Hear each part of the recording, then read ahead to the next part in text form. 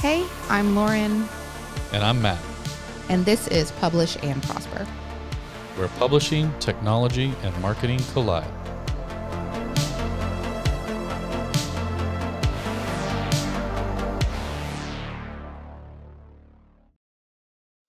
Welcome to Publish and Prosper, episode number 115. Are we not saying numbers anymore? No, we're not. We're not. But I just did. I'm glad that you did. Okay. I mean, this one's locked in solidly as episode so it's 115. So it's okay. Yeah. All right. Yeah. 115 episodes. Yes. That's why I wanted to say it, really. Isn't that kind of crazy? I keep forget how many we've done. Yeah. And so, yeah. Sometimes when I look at the number on the outline you give me, I'm just like, wow. I know. Okay. I know. It does get me a little bit. Are our follower counts going up or down? Well, they're not going down. Okay. So I would just think after 115 episodes of listening to us that they would be going down. Do you unfollow podcasts? Me? Yeah. Yeah. I have ones that I stopped listening to, but like not that I. But if I like, stop listening to them, I like actually unfollow too. Yeah. Interesting. I wouldn't consider that rage quitting. I think part of it is the marketer in me. I feel bad if I don't unfollow them because I feel like I'm inflating their metrics. Yes. Isn't that weird? Yes, I get that. But I also just don't want, like, if I stopped listening to them, it means the content no longer struck a chord with me or strikes a chord with me. And that means I also don't really want to see it bubbling up in my Spotify feed. So I unfollow. See, I think I completely understand that perspective. And I think that I, for the same reason, do the opposite, where like my favorite podcast, I haven't listened to in, I probably have like 6, maybe even 9 months of episodes built up because I spend so much time editing my own podcast that I don't have a lot of time to listen to podcasts anymore. And this is a fun one, not a one that's going to be related to work in any way. But I don't want them to like lose engagement from me. I still want to support them. I'm really backlogged on episodes. So I'm still subscribed. I still follow. I still pay for their Patreon. I pay them monthly for content that I haven't listened to in months. I open every one of their emails that come. Like I still engage with all their stuff. I just haven't listened in a while. And I will eventually. There will be like a week or two where I binge all of the episodes that I've missed and catch back up again. But in the meantime, I don't want them to like lose out on my that's engagement. Different. Yeah. I mean, you have made the choice to say, I need to get caught up. Like you haven't decided there's not value there. That's true. You've gotten behind. That's different than saying, I used to listen to this podcast all the time, and for whatever reason, you're not feeling like it's bringing enough value compared to the other stuff you listen to. And all of our time is valuable. So, when you stop listening to something because the value is not there anymore, I think that's different than just saying, oh, I got super behind on my favorite podcast. I will catch up. In the meantime, I want to keep supporting them and making sure that, that's totally different. So, but I could see, I would do the same thing and have on some occasions. Yeah. Probably not 9 months behind like you are, but I also don't listen to as much podcast content as you do. So, well, I don't mean that in a bad way. No, that's reasonable. And also, to be realistic, this is that particular podcast. It's Podcast The Ride. It's a theme park podcast. I don't think anybody's surprised by that. No, they shouldn't be. They put out 2 episodes a week, and they're usually between an hour and a half to 2.5 hours. So that's a considerable chunk of time to dedicate to listen, which I love. I love their longer form episodes. I really enjoy that in content, in case you can't tell from the kind of episodes that we put out regularly. But it's not always feasible for me to be like, oh, I have a 2.5 hour chunk of spare time right now. Yeah, I wonder what that would look like if we tried to cut ours in half time-wise. No? All right. We can try. For everybody listening, I tried. She vetoed it. We can try. I don't think we're very good at it, but we can try. All right. Today, on episode 115, we are going to be talking about how to find and contract freelancers to help you publish a good book. Yes, we are. Yeah. So building a potential team of freelancers or even just 1 or 2. I think it's no secret we're big fans of working with other people to make sure you put out good content. But it's not always so easy to locate and contract or hire good freelancers. So that's what we're going to talk about. Yeah. Just a couple of establishing statements right up front while we're talking about this before we get started.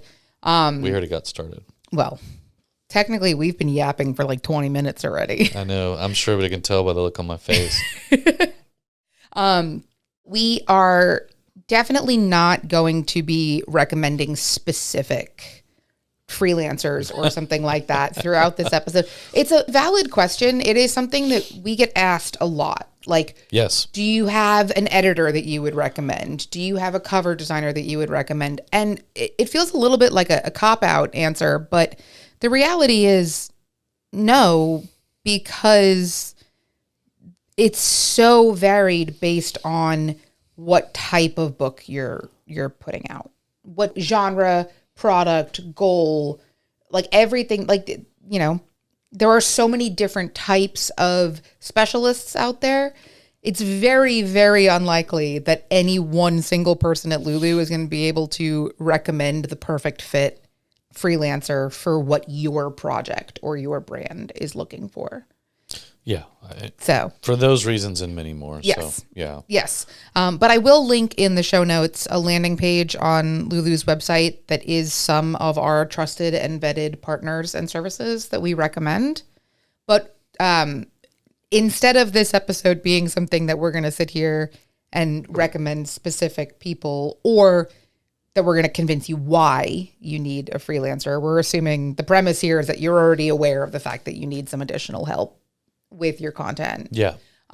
So we're not really going to talk about the why or the who, but rather how to go about researching people, finding like the right fit for you, what to look for, what red flags you might want to avoid maybe, and things like that. Yeah, I think that's well put. Yeah. I mean, if anybody assumed we were going to come on and give them specific recommendations, then I'm sorry we hurt your feelings, but I'll give you recommendations with caveats, but I'm not going to do it on the microphone. No. Fair. So, yeah, I mean, some of us at Lulu will give you recommendations, you know, face to face. And after we can have a conversation about, like you said, what are those components of your content that would help us, you know, maybe guide you in the right direction. But to be fair, a lot of people at Lulu don't work with freelancers. They wouldn't know what to tell you. Right. That's not the business we're actually in. So, but we do often have contact with freelancers, editors, designers, people like that. We do work heavily in the space of, you know, that area of publishing. There are many times where we have to have conversations with freelancers or designers or layout specialists or things like that. So this episode is to tell you, like you said, the how and the why and the where. And that's the important stuff, really. Yeah. I mean, word of mouth is great, and we'll get into that, but do you need a freelancer? Most of the time, the answer is going to be yes. What's the difference between specialists and generalists? Are they a copy editor, or are they more of like a developmental editor that specializes in paranormal romance or, you know, things like that? Where do you find them? How do you research and vet freelancers? Like, seems like that would be easy, but it's not. And then what are the things that once you've chosen a few, what do you ask them? You know, what are some of the things that you should look for? So what are some of those red flags that you mentioned that you should be looking for? And what's the process of actually hiring one? What do they charge? Things like that. Yeah. All the important stuff. All of the important stuff. So we often talk about, you know, do you need editors, proofreaders, someone to help with layout and formatting, cover design, illustrations, all those things. In general, I think we always err on the side of, yes, you should. In most circumstances, it is usually deeply tied to the goals of your book, what kind of book it is, things like that. But almost always you should. Now, can you do all this on your own? Sure, and people do. Sometimes it works out for them. More often than not, there's some element of their book that is lacking because they did everything themselves. And sometimes that affects your sales, and sometimes it doesn't. But there's a bit of a gamble there if you don't seek some professional help with your book. Yeah, I think there's a lot of like, just because you can do it on your own doesn't mean you should necessarily. I think that a lot of people, I mean, even some people that we know that have plenty of experience, like graphic designers, just because you have a decade of experience as a graphic designer does not mean that you can design a book cover. Those are 100%. Kind of different things. They're very different things. Well, let's rephrase that. If you're a graphic designer that specializes in mostly digital, let's say marketing, you're used to creating assets to be used online for the purposes of marketing or things like that.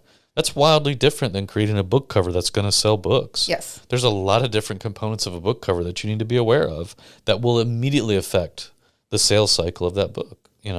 It's not as simple as just developing a really cool image, finding the perfect placement, and moving on. Yes. So it's one of those things that, yes, you can do it by yourself, and that is one of the cool things about self-publishing. But I would definitely go through and just ask yourself, just because you can, does that mean you want to? Do you have the time to spare on it? Do you have the budget to spare on buying back that time by paying someone else to do it for you instead? And what do you want the end result to look like? I think it's really important. Like, if you don't care, if you're like, oh, I'm making a notebook for myself that no one else is ever going to see or use or whatever. Like, yeah, whatever. Design your own. Have fun. You'll learn how to use some tools while you're doing it in the meantime. But if you're hoping to use this book as a lead magnet that's going to get you in the door with businesses and executives at major businesses where they're going to be hiring you for speaking sessions, you want that book to look like it was designed by a professional. Yeah. So freelancer marketplaces are really popular right now. There's a ton of freelancers within those marketplaces. It's very easy to get overwhelmed and kind of just choose the first couple you see that maybe have between a 4.5 and 5-star rating or whatever, or maybe they've got a couple keywords in their description that jumps out at you, or things like that. But you really do have to step back and think about this process. If you are going to make the intentional decision to hire a freelancer for any facet of your book, whether it's cover design, any form of editing or layout, or all of the above, take your time. Don't get overwhelmed. Don't just settle for the first few that look like they have some pretty good reviews. It can get overwhelming very easy. So start with one skill set at a time. If you've decided you're going to hire an editor, start there, right? It's also chronologically the most immediate help you would need with your manuscript. So, and spend some time researching. If I was going to go to a marketplace, I would pick no less than 10 to 15 to start with. Yes. And then start whittling my way down. But have patience. It's very easy to go down a rabbit hole. Try not to. And I don't really know any other delicate way to say this, but these marketplaces have become overrun with a lot of, I won't say bad actors, but people who have decided that this is an area where they can make some quick bucks. They oftentimes will employ AI tools to do the work, or at least do a big chunk of it. So you really do need to do your research when you're using a marketplace. And that's not to say that you're not going to find really good freelance help in marketplaces, because you absolutely will. But it's also really easy to, at least at first glance, not really know who's who and what's what, and really be somewhat, kind of taken in by just looking at a 5-star, review or profile. I think it's really important to think about this as a long-term investment, and not just in the sense that it's a long-term investment in your book, in your product, but it's also, this is a part of your brand. This is something, there are a lot of authors and entrepreneurs and creators that they work with the same editor for their entire career. It's true. It has the potential to be a long-term relationship. So it's like finding a doctor or a tattoo artist. Well, I would say a tattoo artist for sure. But I was going to say, this is a job interview. Treat this as a job interview. True. This is not, you're not hiring a one-time, I need somebody to come in and retile the bathroom once and only once. You're hiring somebody who is going to be rebuilding your house with you for the next 10 to 20 years. Maybe. If you're lucky. Maybe. But also, like, if you do that work now, you don't have to do it later. That's right. So, yeah. I also want to just point out one thing that Matt said in there. You said something about, take it kind of one at a time with the roles. And I totally agree with that. But on the high level, take it one at a time. So I was having a conversation with somebody recently, and they were talking about looking for an editor, and they needed to find a freelance editor. And they were saying, well, I know I need a developmental editor and a copywriter or a copy editor, and I need a proofreader, and I need a line editor. And I was like, all right, hold on. Because first of all, you don't need to hire 4 different people. And second of all, there's a lot of overlap between those. Yeah, a couple of those are almost the same thing, by the way, these days. But right. Yeah. So yes, you need to hire an editor, but understand the different types of editing, and maybe you can find somebody who specializes in more than one of those at a time. Maybe you'll find somebody who is a developmental editor that also does copy editing, or works with somebody else who is a copy editor. Yeah. Yes. So, to absolutely break down the approach as like, I need to find an editor and then I need to find a designer. But within those categories, it's okay to consider stacking those skills or looking for, or same with the designer. If you can find somebody that does cover design and interior formatting, great. Bundle those things together. That's totally reasonable. But, just kind of take that approach one bucket at a time, but that doesn't necessarily mean that you need to hire a different individual person for every single role that you can think of or that you've ever heard of. Yeah, I would agree with that. Like, when I think about an editor or hiring an editor, I am looking for one that can do multiple types of editing. I'm not trying to break that up into 4 different types of editors. My copy editor was also my proofreader. And quite frankly, for developmental editing, a little cheat code, I just used all of my beta readers. So I was fortunate that I had some really knowledgeable, intelligent, and thoughtful people that were beta readers for me. And I just used that as my developmental editing. Right or wrong, it doesn't, whatever. But my copy editor was also my proofreader, and, she also probably did a few other things, maybe developmentally, to be honest with you. But yeah, when I say that, I agree with you. I think that if you can find one that can do multiple, which is a lot more often the case now, not only is that beneficial for you because now they're very much accustomed to your content, your manuscript, and they're going to have that lens to be able to look through and understand. But like you said, you have that opportunity to build that relationship. So I agree. Absolutely. So along those lines, I mentioned specialists and generalists a little earlier. What would you consider a specialist versus a generalist, and why would I look for one versus the other? Specialists, I think, kind of in 2 different ways. We've already said like the different types of editors. So you could be a specialist in that way, where you're a developmental editor versus a copy editor, but also within those specific niches. Some types of specialists, a developmental editor for a romance novel might not be the best choice for you on your nonfiction how-to marketing guide. Maybe, you never know. I could probably edit both of those, but there's only one of me in the world. Thank God. Oh.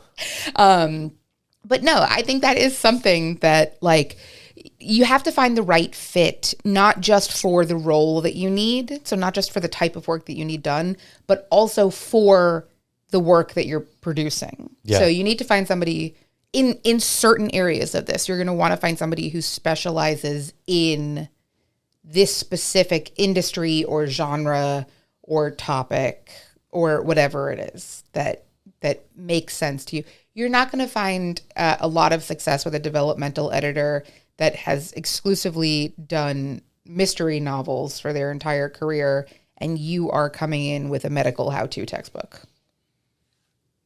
That could also be interesting. It could be interesting, but medical mystery book could be great.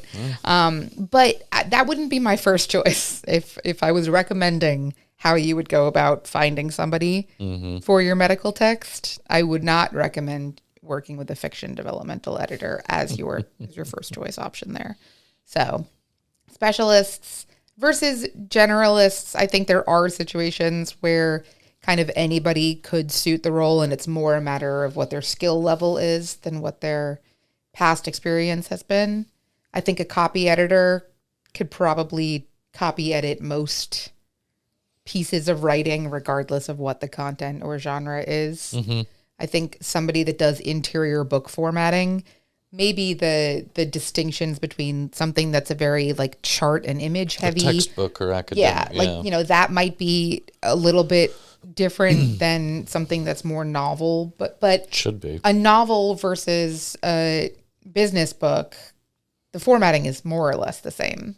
The design choices might be slightly different, but it's still kind of the same justified margins, header, footer, page numbers, all that kind of stuff. So, you can be a little bit more general when you're looking for somebody in that sense and keep the specializations for things like developmental editing and cover design. That makes sense. Yeah. Okay. So we've talked about sort of at a high level the kinds of freelancers and the categories and whether or not you really should have one, which we said we wouldn't, but we can't not talk about that. We can't not. And like I said, we've done at least 2 episodes where we've gone much deeper in depth on those topics. So if you want to go listen to those, but they will be linked in the show notes. So where do we find freelancers? That's a great question. The first one is, and you touched on this at the top of the show, word of mouth. Yes. You touched on this. Well, we both did. We did. We said, well, we're not going to give you specific freelancers on this episode, which would be word of mouth. Yes. If you come find me at a show or an event, I'll give you some recommendations.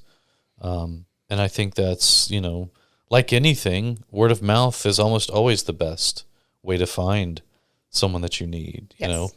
You mentioned getting tile done and like getting my bathroom retiled. Like, unfortunately, I didn't have any good word of mouth recommendations from friends or family, but there have been other times where I was doing something, other home related or whatever, where, of course, I'd much rather have word of mouth. Like, did you use this person? Was the experience good? What was the cost factor? Like, the quality, all those things. So word of mouth is always best. And I think most authors, especially ones that are repeat, they probably have some sort of small to large network of other authors they interact with. Like, put the word out there. Ask somebody. If you have a trusted, network on one of the social media channels that you just put it out there. Hey, I'm looking to hire a freelance copy editor. Does anybody have any good recommendations before I start diving into the forums and marketplaces?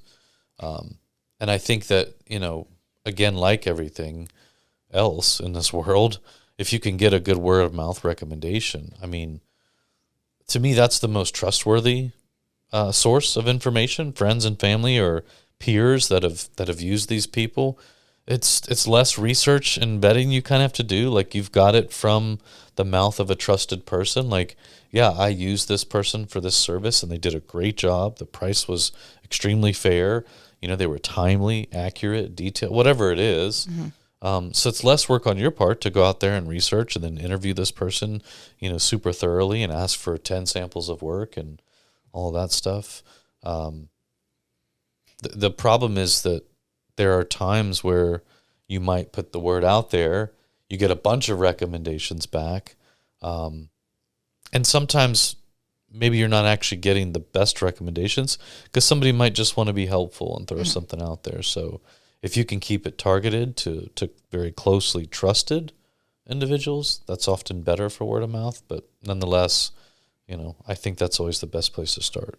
I agree. If you're in the market for a freelancer of any kind, absolutely the first place that you should start is any kind of community group that you are in, whether it's authors, writers, in your industry specifically, if you know anybody in your industry that has also published a book, even if they have traditionally published a book, because there are plenty of people that work in traditional publishing that freelance.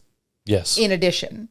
So if you have a friend that traditionally published a book, maybe their editor also does freelance work on the side. You never know. Or their book coach. So, book coaches aren't something that are widely talked about, but I've, run into a few in my 10 plus years working in publishing. And, coaches are always a really good, at least the ones I've met, source of recommendations, because they work closely with, freelance editors and designers and even, publishers and printers and things like, book coaches and book consultants are often highly connected to all different types of players in the industry. So they're also a great source for word of mouth referrals.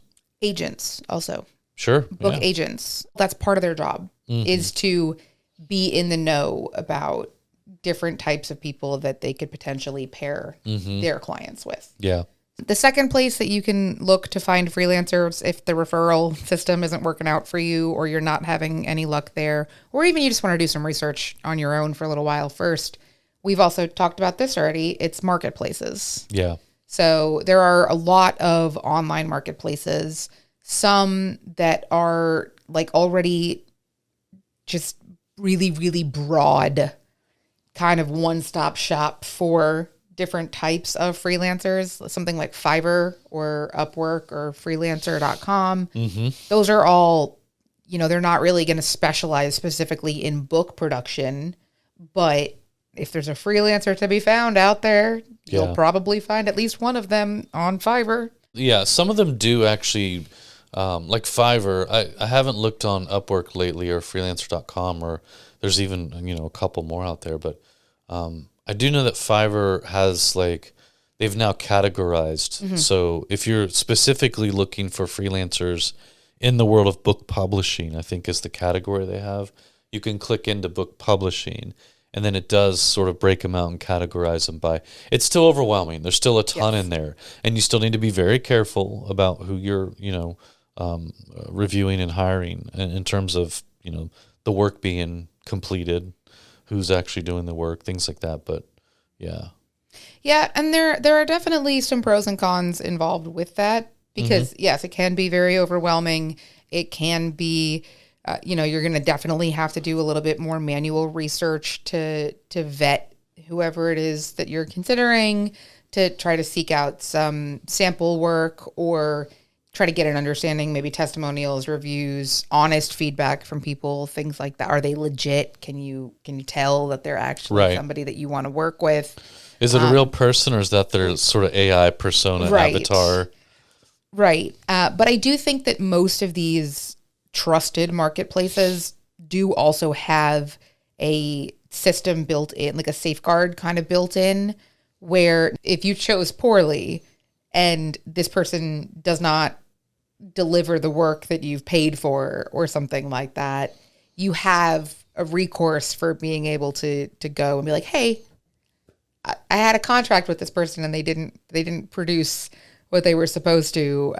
Can you pursue this on my behalf? As opposed to if you go on Facebook Marketplace and you find a freelancer on there, Facebook is not holding that person accountable if they decide to ghost you with your money. Right. Yeah. And then, again, one of the advantages of using a marketplace is the review system. Yes. So again, like other things we do in life, reviews can be a dicey situation. Like I often actually don't trust them on most platforms, especially these days. They are mostly AI bots, which has been proven, especially on places like Amazon or whatever. However, it is getting very easy to spot fake reviews versus good ones. You always want to sort by the most recent, but make sure you are reading through a pretty solid handful of those reviews and looking for very, specific things. If there's a theme that's lining up in the negative reviews, that kind of makes itself sort of prevalent. Like that's a flag for sure. And those more often than not, obviously, are not bot reviews. They're actual human reviews. So, but yeah, you have the reviews there too to hopefully help you not make a bad decision. But I do think you're right. I think most of the ones that I've seen, there is some sort of a after the delivery fact sort of recourse around like, hey, this wasn't what was talked about. This wasn't what was negotiated, and this is not what I'm happy with. So, yeah.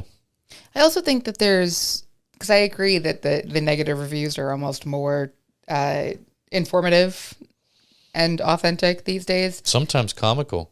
That too. But I always, when it's something that is subjective like this, I think that you can find sometimes just because somebody has negative reviews doesn't mean that they're not a good fit for you.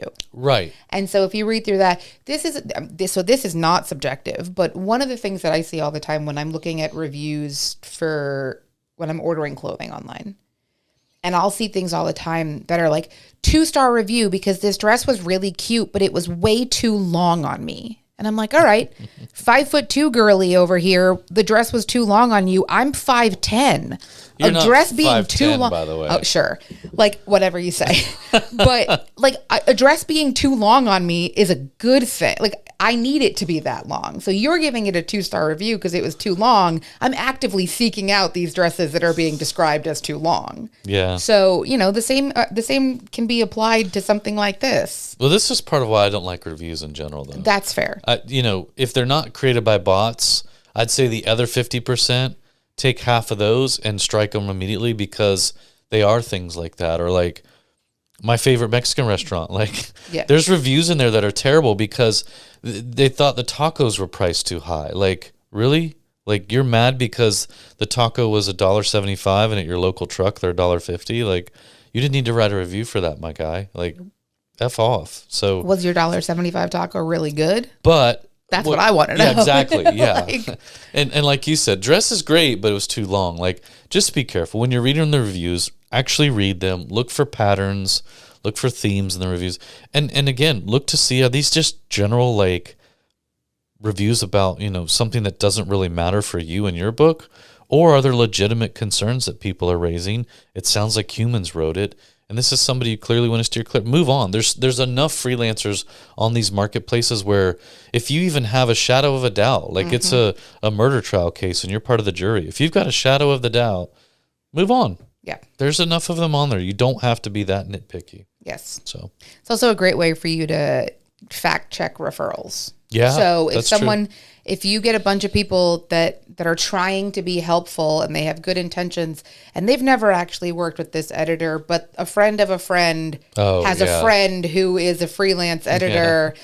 And my friend's brother's fiance's Yep. sister's boyfriend who she went to prom with but then left her, he recommended this particular. Yeah. And I've heard they're great. And then, okay, cool. That's not even a referral. Thanks, if you say so. And then you can go search them out on some of these marketplaces and see if you can find more information on them there before you reach out or make the decision not to.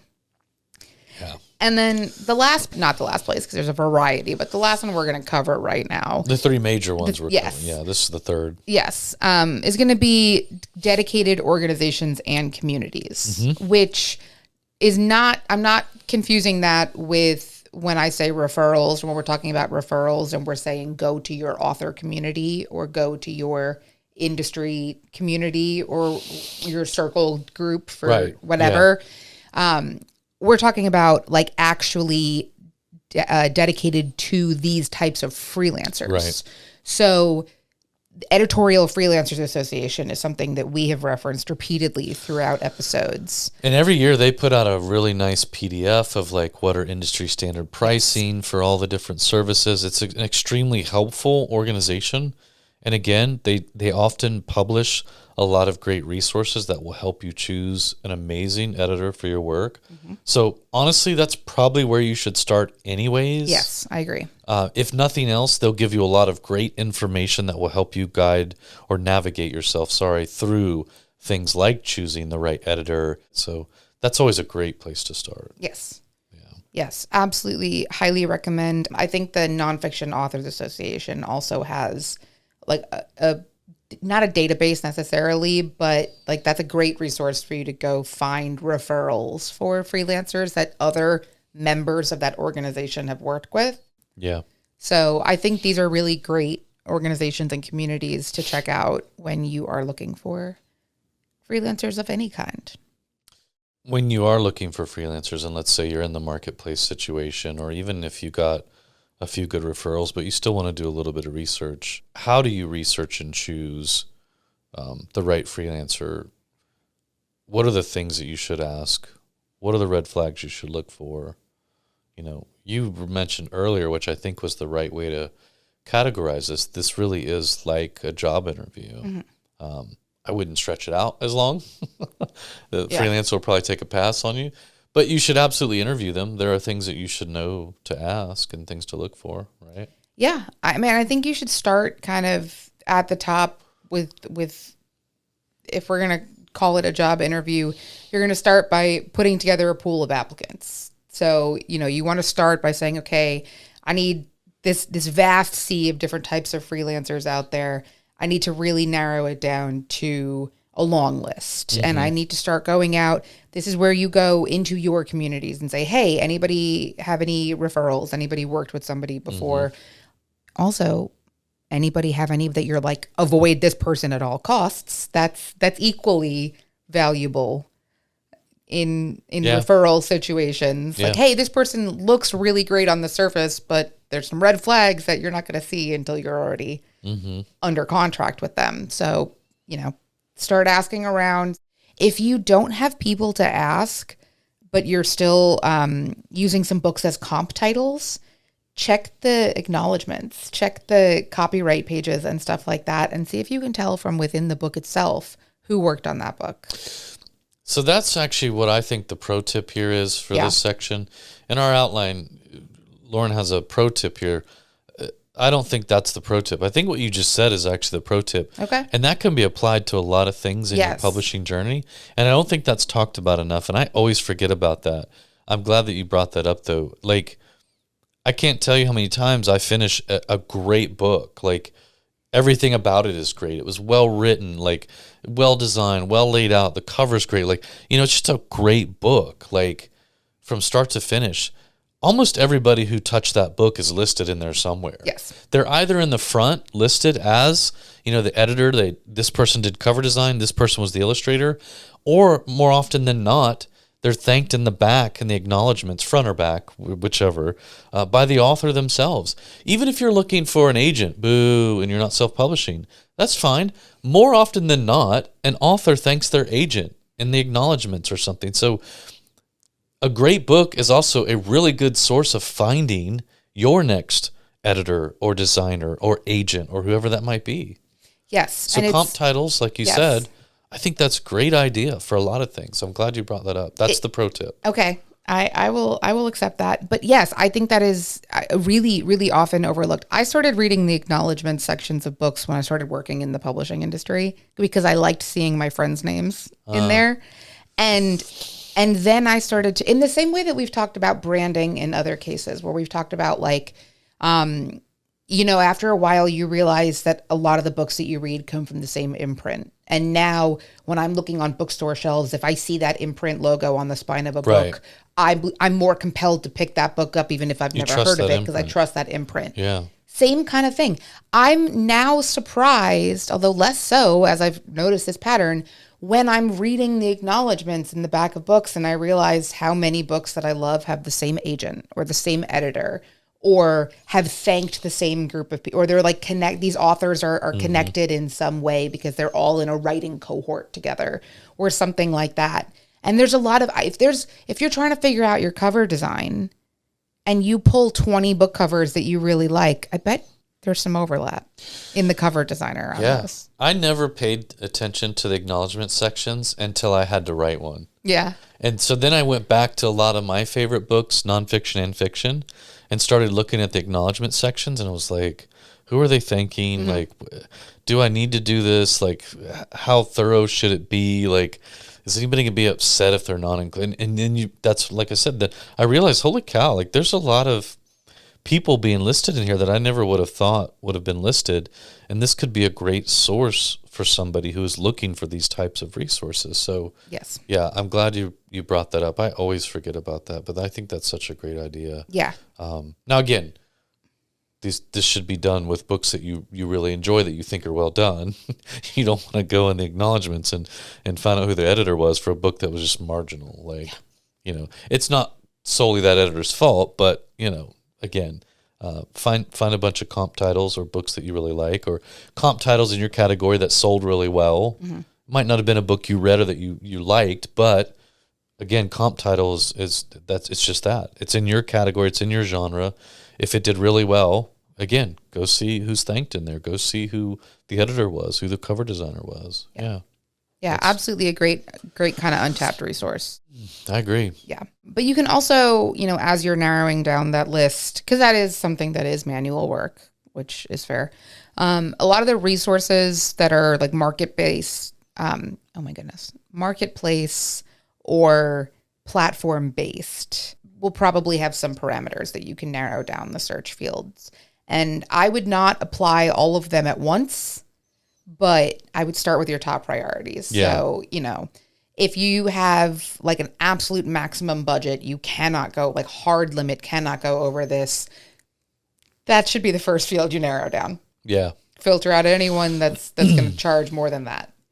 And then you kind of go through there and narrow it down a little further. So I will tell you, I'm sorry, in a marketplace situation, what I will tell you about marketplaces is that what I've seen the trend lately is they'll give a range sometimes in their little profile or their ad, like, oh, hey, professional developmental editor, worked on, my price range is between $24 and $3,500. It's like, okay. So it's really hard to narrow down sometimes starting with price. Yes. So sometimes what you need to do is get a list of the things you want to ask these freelancers, with price being at the top of the list as one of the hard stops that you might have, or one of the hard lines you have to draw. But these days it's getting a little more complicated because a lot of them, not only are they not putting out like a fairly straightforward per word or per page price that they charge, oftentimes, especially for developmental editing, you're getting just this crazy wild range. And so it's really hard to say like,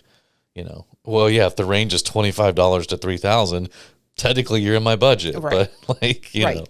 Yes. So. And we'll touch on this more in a little bit, actually. But yes, there are some details that are going to be variable in there. And this is why we're saying you want a larger pool of candidates. To begin with, because some of them might on the surface seem like a good fit. And then when you find out more information, you realize that they're not going to be the right fit for you. Not necessarily because they're a bad fit, but just maybe they're not going to fit your budget needs. Or maybe they're a perfect fit, but you have a hard deadline that you absolutely need the book done by this date, and they are currently unable to get this done that time.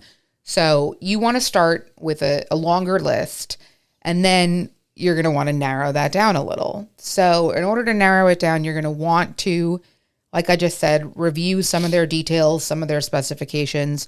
Are they going to be able to do it within the timeline that you need it? Are they going to be able to do it within the budget that you need it? Are they going to be able to do what you're actually asking them to do? Like if it's, if you're looking for a graphic designer and you forgot to specify that you need a cover designer for a book, is this something that they can do?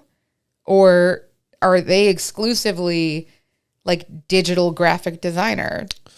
Yeah, or just any type of designer that doesn't specialize in book covers. Yeah. Yeah. Yeah. So they might be an amazing designer when it comes to designing, like, I don't know, like band posters for concerts that are at like 50,000 seat stadiums, and you just love their work, but they've never done a book cover before. Right. I'm not saying don't use them, but what we are saying is put them at the bottom of the list.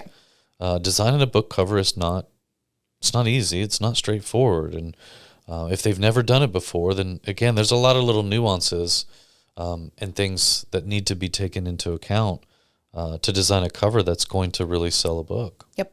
And let's be real, covers sell books. Yeah. Yeah, absolutely. So once you've kind of narrowed that down a little more, you've filtered down that list, now you can actually go through and really vet these options that you have left. And this is where it's going to take a little bit of effort, a little bit of research, but it's worth it. This is an investment again. But you're going to want to go review any like referenced published works that they've talked about. If they said, oh, here's a list of other book covers that I've done, go take a look at them. Don't take their word for it. Go take a look at those books. Do the covers look good? Do they look like something that you would want your book to look like? Cover designers, even an experienced cover designer, they have a style. They have like, this is what we do.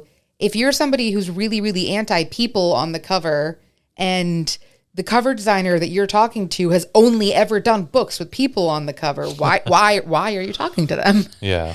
That's even if they say they can do it without people on the cover, there are other designers out there. That's right. So, go take a look at that. Review any testimonials and reviews that they've provided, but also take it a step further and go search them on social media. Don't search for their profiles on social media. Search for other people talking about them. Has anyone talked? Because in this industry, people that love their freelancers will talk about them. Matt has talked about who his editor was for his book. Shout out to Kate. And we'll shout her out whenever he has the opportunity to do so, because that was a good working relationship. If you go find somebody that you think is a good fit for you, and you search them on social and you see 20 posts of people singing their praises that are like unpaid, just excited to talk about how great my editor was on my book, great. Yeah. Sign with that person immediately. Let's go. Let's get it under contract. Yeah. So you're definitely going to want to do that. And if they came referred to you, ask that person questions. If somebody reached out to you and was like, hey, I heard you were looking for an editor.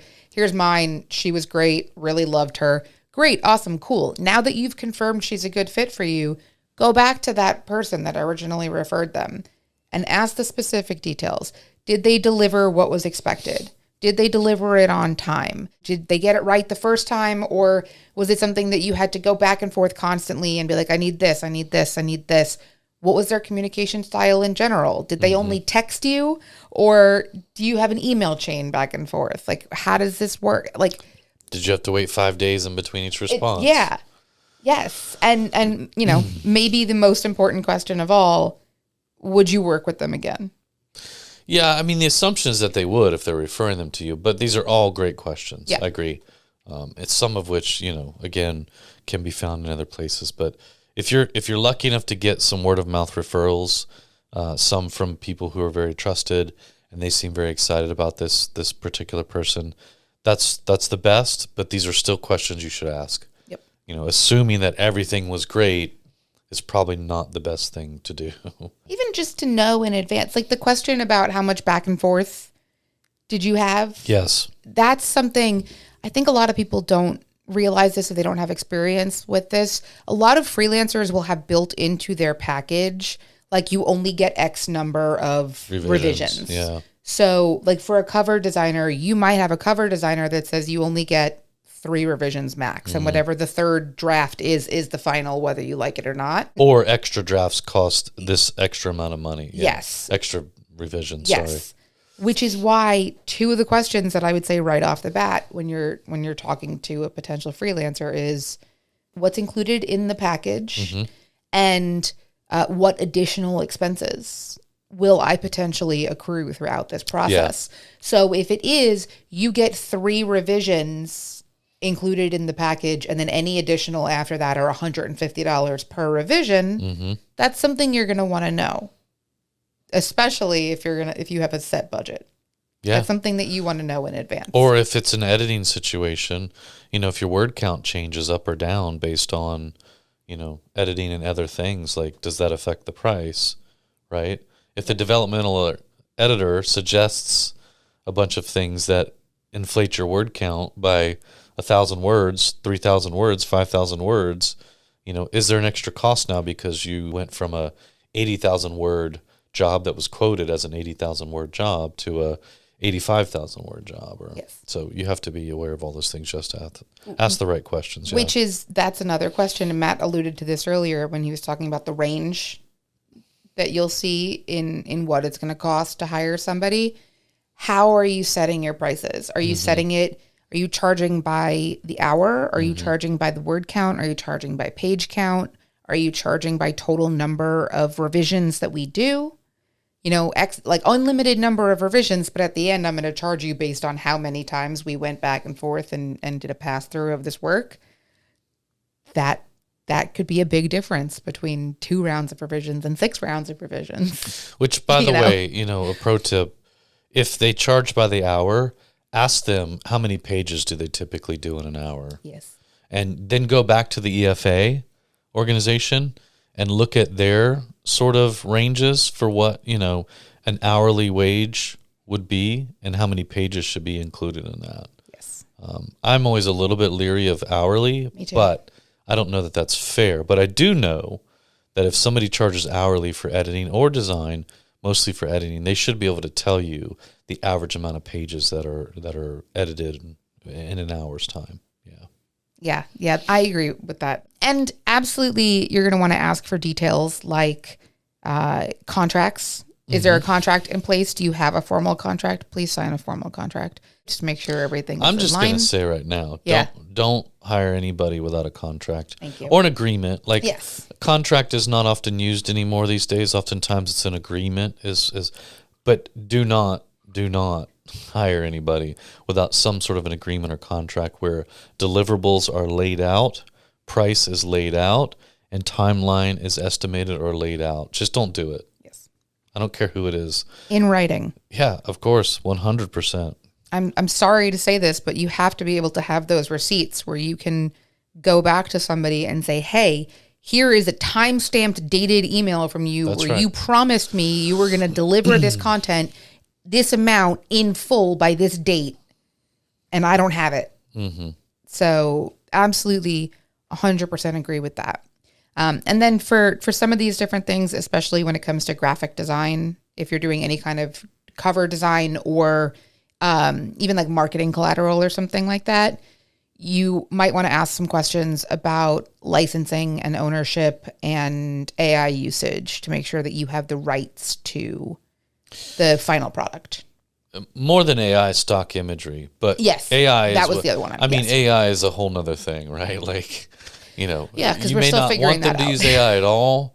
You may not know if they are or not, but stock imagery is a whole nother thing. Like, that can get you in a lot of trouble if they're not clearing those images or they're not using the appropriate paid versions or whatever that might be. So, yeah. Which is also why it's important to have somebody that has experience. That's the difference between a specialist and a generalist. Sure. Somebody that specializes in designing book covers already knows these things. Yeah. And they're hopefully, if they're a good designer and a good person, they are not going to provide you with content that you can't use.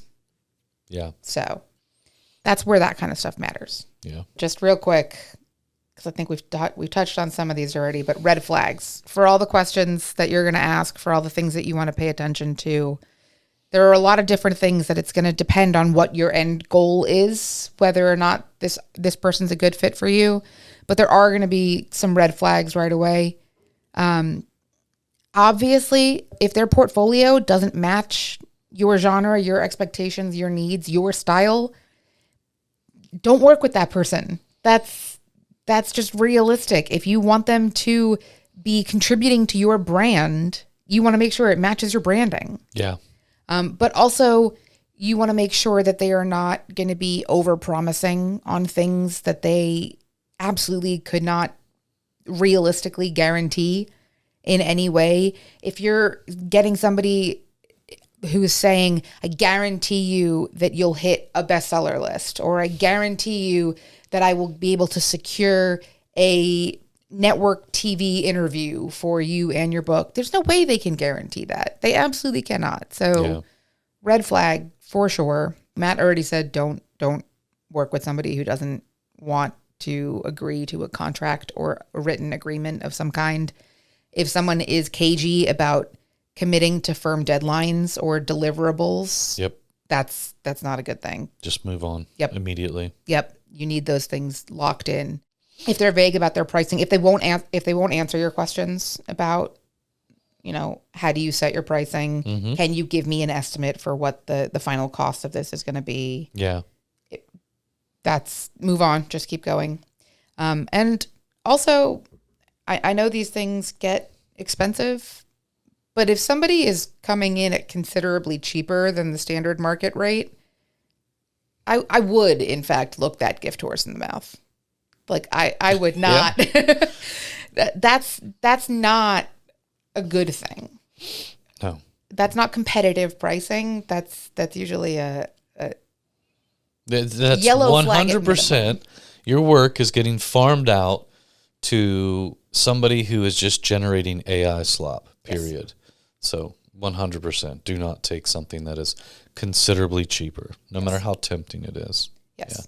And Again, and no matter how often we or anybody else says that, somebody will do it. Yeah. Somebody will hear that from us and be like, whatever. That's okay. You get what you pay for. So some slightly less alarming things, but still yellow flags potentially. Limited portfolios, limited past experience.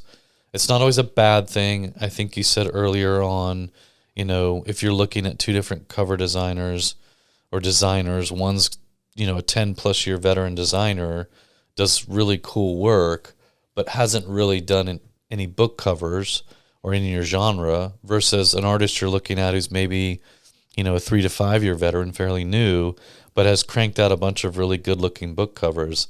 I'd probably go with that newer one. So, again, no past experience. Okay, that's one thing.